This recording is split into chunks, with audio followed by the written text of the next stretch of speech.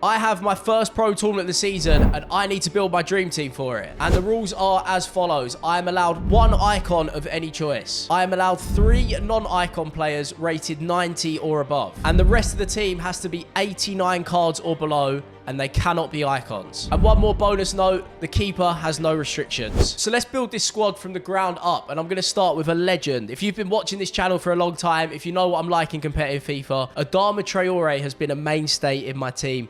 Every single year, he's an unbelievable super sub, and that hasn't changed on FIFA 23. It doesn't even cost you any coins. I will only use Adama if I'm winning. I never ever bring him on when I'm losing, but I bring him on when I'm winning to try and lob over the top through balls, get him in behind, and waste some time. Next player on the bench is soon to be a club legend, a man that I have admired for many, many years, and he's finally starting to become the man I believed in him. It is Miguel Almiron. Shout out all my Newcastle fans, man. This guy is the truth. I absolutely love him. I don't know why. He's just one of them players that I've always liked the look of ever since he was at Atlanta, and then he joined Newcastle, and now he's actually one of the best players in the Premier League. And for that reason, his Player of the Month card had to be completed. He's actually very fast as well. You'll notice with these super subs, a lot of them are just pace because I need players to bail me out. When my other players are low on stamina, I need the quick ones, and Almiron and Adama are the ones of choice. Next man on the bench is a soon-to-be England hero. He's already making himself one in the World Cup, and he's on the way to being one of the greats of the game, to be honest. It's Jude Bellingham. He's like 19, and he plays like he's 26. I'll be honest, he's not going to play in my team, but I need some cultured players on there. Jude Bellingham's one of them.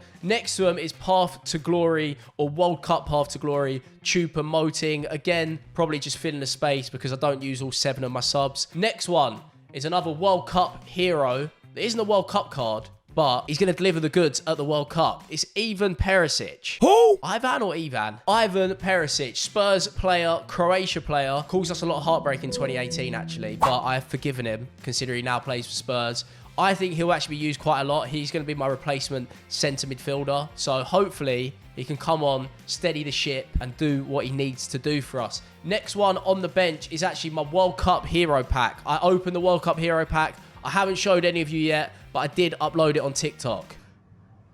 Wow. As you can see, over the moon to pack Smolarek. Will he play? Absolutely not. Am I putting him on the bench because he's a hero? Absolutely. Final substitution for the Cheshunt FC is Joao Cancelo. That completes the substitutes bench. Cancelo, Almiron, Adama, and Perisic are probably going to be the most used, but we will find out. Depends how I feel on the day. Now, for a main XI, for a team that you want to win, it all starts with the goalkeeper. And once again, it's a man that's caused me a lot of heartbreak, but he's a serial winner, and that's what we need. Donnarumma, you might have taken potentially the best moment of my life out my hands, but you're a very good goalkeeper on FIFA, and that is what I need for this weekend's tournament. It is the E-Champions League, by the way, one of the biggest tournaments of the year, and I need my big players. So Donnarumma, you're in. And let's move on to the fullbacks. What I think is a very, very important position in FIFA 23, and you do need very fast players. So Kyle Walker, World Cup Path to Glory, is in. I like the look of him.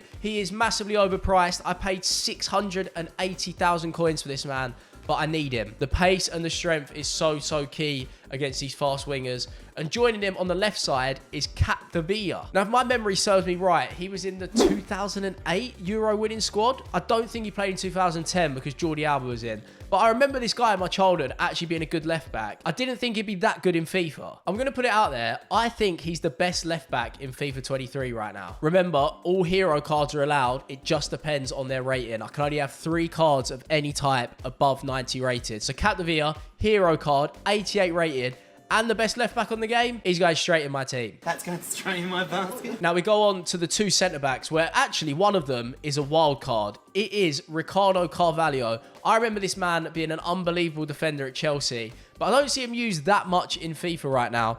He is actually very, very good. I've played 60+ games with him already. He's got 80 pace, which is obviously very, very key. You need to be above 80 to be a centre-back. He's got 92 defending, which is where he really stands out here. And then his physical's decent as well. He only cost me 200k. For a hero card that good, I'm surprised. I feel like people may be sleeping on Carvalho. But his partner next to him is Thanos himself, Lucio. Now, I've finally made the upgrade on Lucio. I've been using his 89 for the last 2 months. And just 2 days before the tournament starts, I got the coins to finally get his upgrade, his 90 card instead of his 89. So Lucio is taking up one of our 90+ slots in this team. That completes the back five. It's solid if I do say so myself, but the midfield and attack is where this video is about to get very, very interesting. And speaking of interesting, if you are interested, make sure you subscribe because I am going to do a vlog to this pro tournament and it's going to be out by the end of this week. So make sure you sub, make sure you've got that notification bell on as well because there is a lot of videos coming up in the run up to Christmas and I'd hate for you to miss them. Now back to the interesting. I promise you it was about to get better and that is what we are going to do. We've got two heroes in our centre midfield slots and you can probably guess at least one of them. It is Yaya Toure. This man is better than Ruud Gullit in FIFA 23. I shouldn't have said that.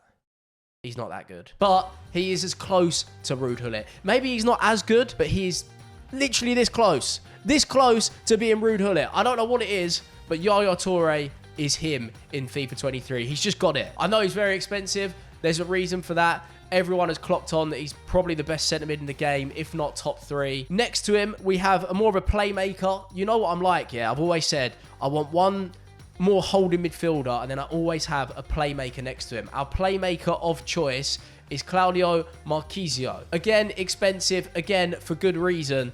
He cost me 1.5 million coins, and I think he's a little bit overpriced. I'm not going to lie to you. I just told you how good Yaya is.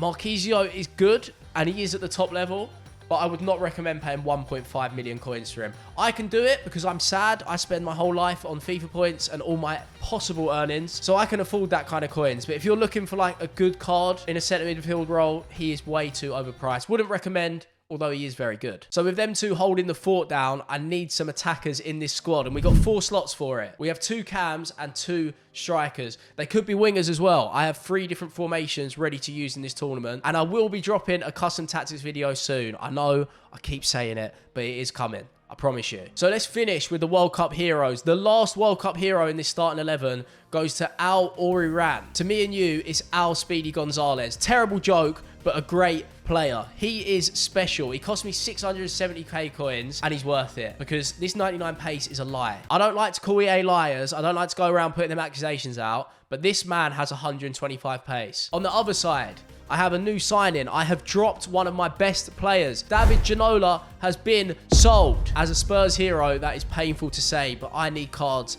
that are going to get me wins. And I'm back to trusting Neymar. Didn't like his gold card, but I like his inform. He's another late purchase. He's only played 22 games for me. Probably played a lot more in friendlies, but I just think he's got something, man. I think it's the step overs with Neymar. He's got this animation when he does step overs and his close dribbling.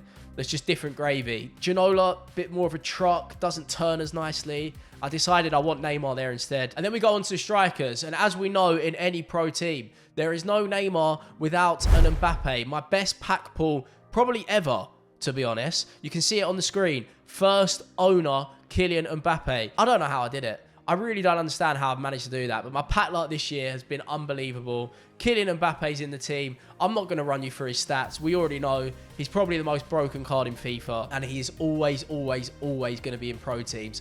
Another man that's always in pro teams. You know how this squad finishes. It's R9. The big Brazilian genius is ready to run it back once again for another pro year. I think it's my 6th year competing now. And I feel like every single year, R9 has been a staple in my team. A club hero, if you would say so yourself. Chesant FC are relying on you for one more year. I have no idea why I just said one more year as if I'm planning to retire or anything like that. What I mean is, he's here for the FIFA 23 season, and that is the team complete. Read it and weep. This is what we've got. I'm hoping they can deliver the goods. Yes!